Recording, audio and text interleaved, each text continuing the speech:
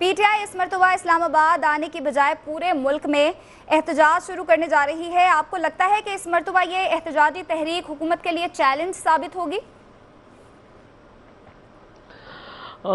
कोई भी तहरीक इनकी अभी तक वो चैलेंज साबित नहीं हुई, और अब तक तो अमीन गंडापुर, फिर मुराद सईद, और उसके बाद क्या कहते हैं जुनेद साहब थे। लेकिन अब जो इन्होंने कहा है कि क़यादत करेंगे सलमान अकरम राजा, तो वो तो पहले ही अपनी पार्टी की तनकीद की ज़द में रहे कि गाड़ी के अंदर बैठ के पता नहीं कहाँ की वीडियो बनाते रहे। और उमर अयूब के बारे में भी ये बातें आ रही थी कि वो कहाँ थे और क्या था। लेकिन बहरहाल जो भी हो, इस वक्त पाकिस्तान की जो आवाम है वो किसी भी किस्म से ऐसा कोई काम करना नहीं चाहती जिससे बैरूनी ताकतें जो पहले ही मुल्क के अंदर मौजूद नॉन स्टेट एक्टर्स को अपना आलाए कार बनाए हुए हैं उनको हवा मिले।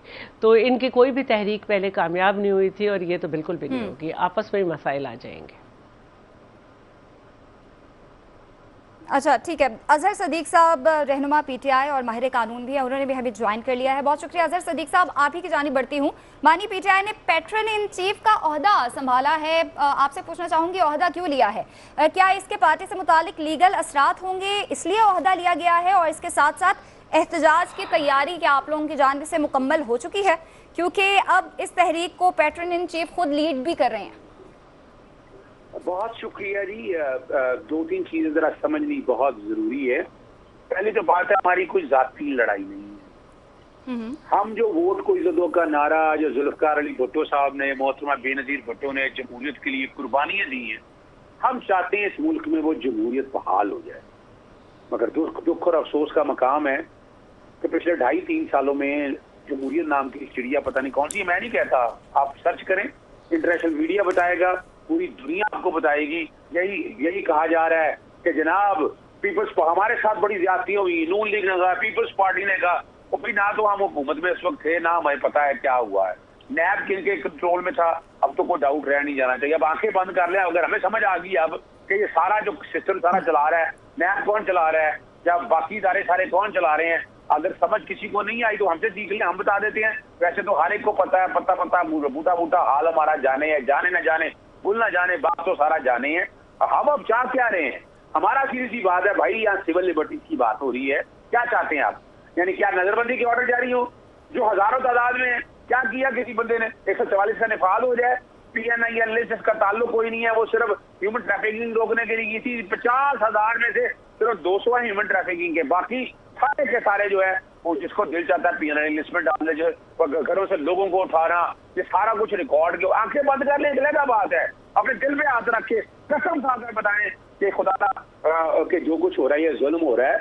हम ये नहीं कहते चले हमने ज्यादतियां की, चले यहाँ मान लिया हमने ज्यादतियां की जनाब, हमने ऐसा वो नाली हमने तो की नहीं थी, ठीक है ना जी, नाली तो अगर की भी थी चले मान लें, चले अदालतों का सिस्टम अगर आप देख लें, उस सिस्टम में अदालतों ने कोई पर्सनल ऑर्डर पास किया, किसका कर दिया? नवाज शरीफ का ऑर्डर पास हो गया, कोई चले मान लिया, हो गया, नैब की अदालतों ने पास कर लिया। पर ये थोड़ा हुआ था कि सिंपल ले लें, आप ऐसी कानून साजी कर देंगे जनाब 90 दिन में इलेक्शन ना हो सके, 60 दिन के अंदर इलेक्शन ना हो सके जनाब, अपना simple nomination paper, proposal, standard, आप पार्टी को तबाही और बर्बाद कर दे। और इमरान खान के अलावा कौन से कहेंगे एक बड़े साइफर का बड़ा अच्छा, अजहर सदीक साहब वन लाइनर एक स्टेटमेंट बता दें कि एहतजाज किस लिए?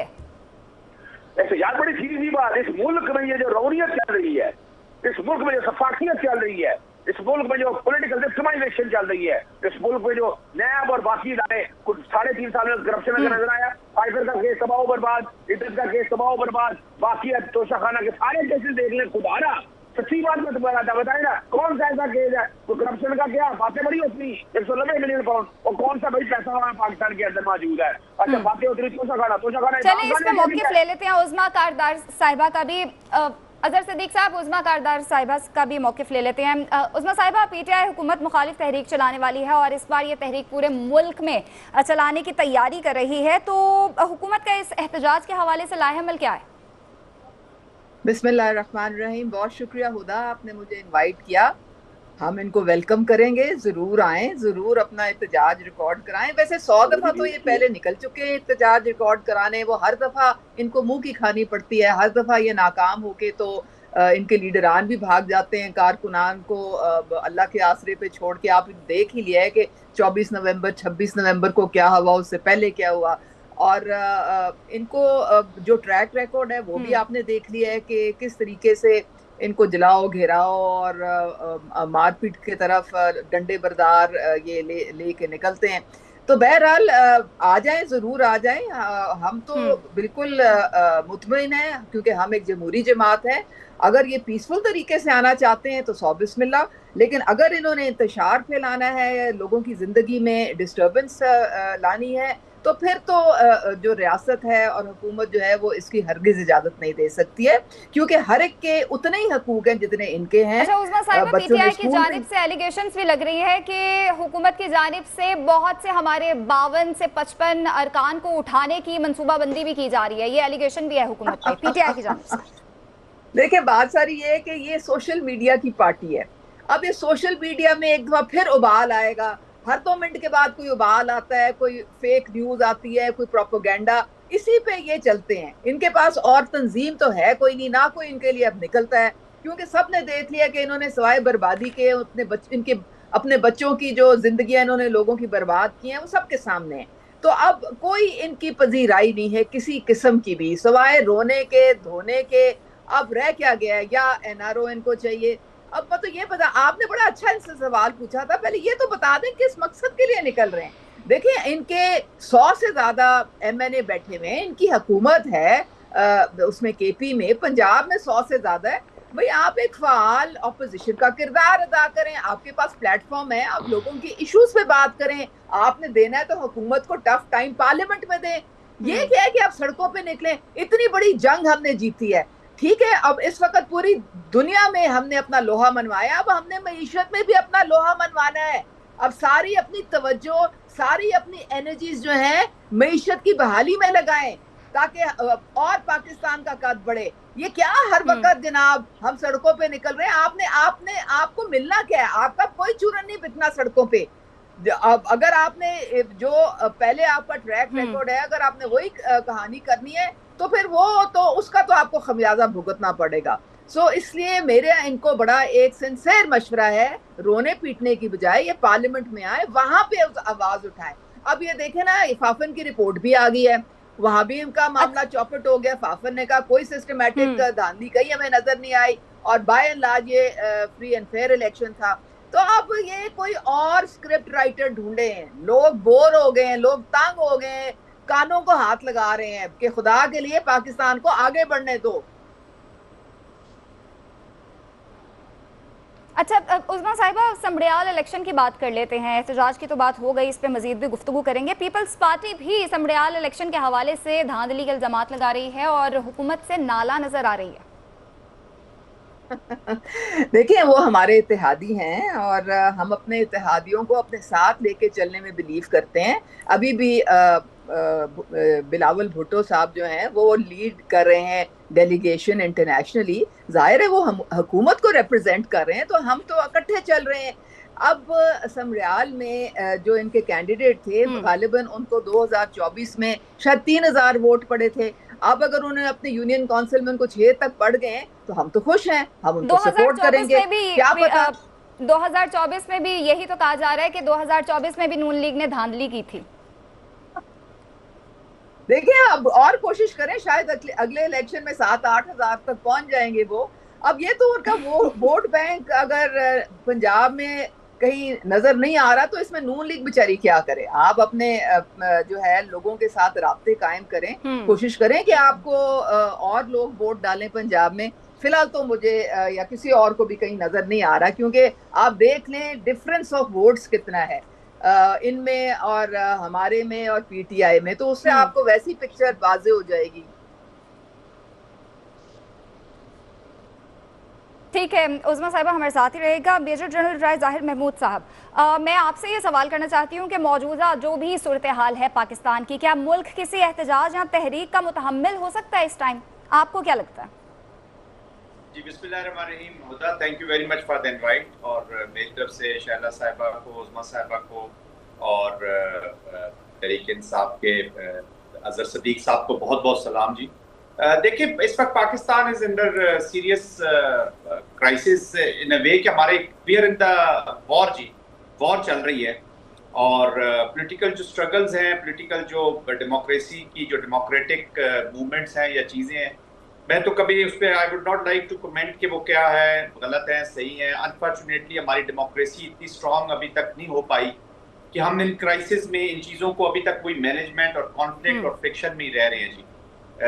आपको याद होगा कि पिछला जो पुलवामा का जब इंसिडेंट हुआ है, मैं इसको वॉर के साथ ही रिलेट रखना चाहूँगा। और एक चीज़ मैं कहना चाहूँगा अपने आप पार्टिसिपेंट्स के लिए भी और आवाम के लिए भी, कि जो वॉर भी है ये पॉलिटिकल एक्टिविटी है, ये पॉलिटिक्स की एक्सटेंशन है।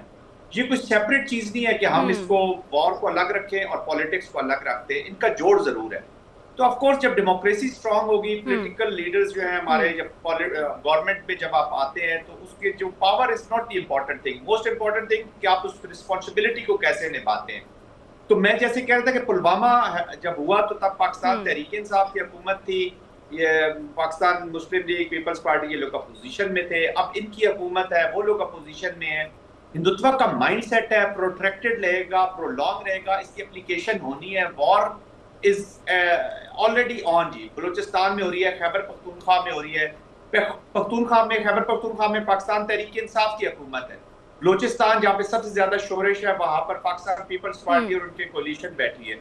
मैं जो कंक्लूजन ड्रॉ करवाना चाह रहा हूँ वो ये है कि हम इस वॉर लाइक सिचुएशन में एक एनवायरनमेंट जरूर ऐसी पैदा करें, और main responsibility I would say कि गवर्नमेंट के साथ होनी चाहिए कि वो एक डायलॉग को, अच्छी पॉलिटिक्स को, उसको जरूर मौका दे।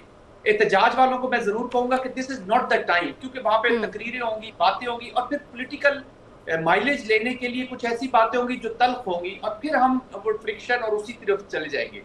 इंडियन जो असेसमेंट थी, नॉट इंडियन, जो मोदी की असेसमेंट थी, आरएसएस की असेसमेंट थी, हिंदुत्व की असेसमेंट थी, मैं इसको इंडिया से हटा के आरएसएस पे क्यों डाल रहा हूँ? क्योंकि ये नफरत बेस्ड, हेट आइडियोलॉजी बेस्ड ये नफरत है जी। ये मुसलमान के खिलाफ है, ये पाकिस्तान के वजूद के खिलाफ है। जब पाकिस्तान के वजूद को खतरा होगा तो हम सब ने, we have to rise above ourselves. Pakistan की स्टेट का स्टेचर जरा ऊपर है, और हमारा स्टेचर हमने इसके मुकाबले में लेके आना है। कोई इंडिविजुअल किसी अपने पार्टी से, कोई पार्टी अपने पाकिस्तान से, इसी तरह कोई इंडिविजुअल किसी इदारे से, और कोई इदारा अपने पाकिस्तान से बड़ा नहीं है। पाकिस्तान नीड पॉलिटिकल सेटलमेंट, अच्छी पॉलिटिक्स, क्योंकि इसी का फायदा उठाएंगे जी, इसी का फायदा उठाएंगे। इकोनॉमिक्स की जो वीकनेसेस है, बैड गवर्नेंस की जो वीकनेसेस है, we have a serious things in our plate. I think उस पर पहले तवज्जो देनी चाहिए। सियासत होती रहेगी, हम सब पावर में। इस वक्त कोई ऐसी पार्टी नहीं है जो पावर में ना हो, कोई ऐसी पार्टी नहीं है जो अपोजिशन में ना हो। कहीं आप सूबे में पावर में, दूसरी तरफ अपोजिशन में है। इन दोनों ने गाड़ी को चलाना है। मैं जाती तौर पे ये समझता हूँ कि पाकिस्तान का हल एक खूबसूरत डेमोक्रेसी में है। डेमोक्रेटिक फोर्सेस को चाहिए कि वो कॉन्फ्लिक्ट रेजोल्यूशन, क्योंकि डेमोक्रेसी देखे ना, डेमोक्रेसी जो है वो स्पेस क्रिएट कर सकती है, कॉन्फ्लिक्ट की रेजोल्यूशन कर सकती है, अडॉप्ट कर सकती है नई एनवायरनमेंट को। तो माजी की गलतियों से सीखे, माजी के बैगेज पे दबना नहीं है। ये एक दूसरे को हम ब्लेम गेम करते रहेंगे, वहीं रहेंगे, स्कटल होते रहेंगे। एक नेशनल स्पिरिट कायम हुई है, एक नेशनल डिसॉल्व सामने आया है, नए पाकिस्तान ने जन्म लिया है, जिसमें डिफाइंस हुसैनियत है, जिसमें डिफेंस है, जिसमें पोटेंशियल है। आपने अपनी पोटेंशियल दिखाई, अपना डिफेंस किया, और सबसे बड़ा अनबाउंडेड रिजॉल्व है नेशन का। तो we must build on this, और हमें एक दूसरे के इश्यूज को बड़े आराम से, तहम्मुल से करना चाहिए। इस वक्त एहतजाज के भी हम मुतम्मिल नहीं हो सकते,